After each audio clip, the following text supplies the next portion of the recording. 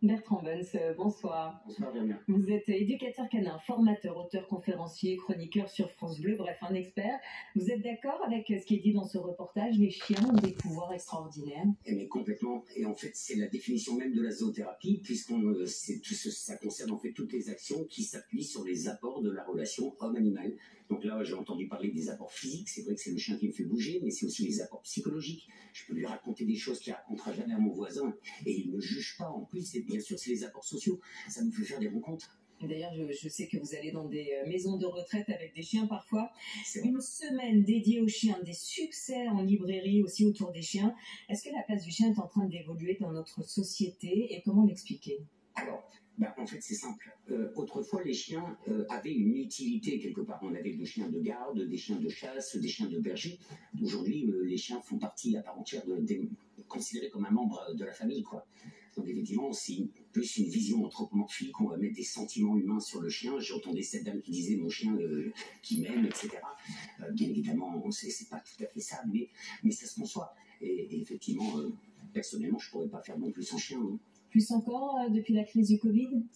Alors, moi, c'était déjà bien avant, hein, par anticipation. Oui, mais de façon générale chez les Français. Alors, c'est vrai que, je ne sais pas si le Covid a eu effectivement cet impact. Je pense que c'était plus aussi l'occasion pour certains de pouvoir sortir, puisqu'on avait la seule possibilité de sortir une heure, c'était de pouvoir promener son chien.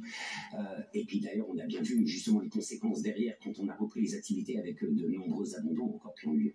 Oui, c'est ça. Et d'ailleurs, vous appelez à la vigilance. Le chien devient parfois un objet de consommation, alors que un chien, c'est du boulot, c'est un engagement qui ne se prend pas à la légère. Et puis, il a des sentiments.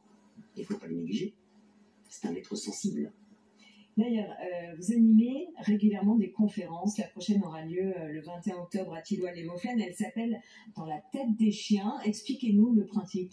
Alors, c'est une conférence un peu particulière et unique puisqu'on fait monter également des chiens sur scène. Et on va montrer donc en direct devant du public comment on va travailler avec certains types de chiens. Alors, des chiens un petit peu faciles, je dirais, on va démarrer avec des chiots pour montrer comment on construit l'obéissance d'un chien. Il y a une particularité cette année, c'est qu'on va également travailler avec un chien sourd. Pour montrer qu'il est également possible, quand les chiens ont des déficiences, de pouvoir les éduquer. Comment on fait? Et ben on va travailler avec des petits subterfuges, ce qu'on appelle des cliqueurs lumineux. En fait, on va faire comprendre au chien que quand il a fait une action, une petite lumière va s'allumer et il va être récompensé. D'accord. Et je crois que vous expliquez aussi comment faire avec des chiens qui viennent de la SPA, par exemple, des chiens qui sont souvent traumatisés. Et la différence, c'est qu'effectivement, quand on m'appelle comme éducateur canin, j'ai affaire à un chien, mais j'ai aussi son maître qui est là. Les chiens de refuge, eux, sont livrés à eux-mêmes. Et effectivement, parfois, on a du mal à faire adopter certains chiens parce qu'ils présentent de l'agressivité quand ils sont dans leur box en passant devant. Mais il faut juste comprendre qu'ils défendent leur maison et la seule chose qui leur reste. Et ils sont donc en totale autodéfense quelque part. Et on peut changer les choses. Merci beaucoup, Bertrand Buns, pour vos conseils. Merci d'être venu sur ce plateau ce soir. Et place maintenant à la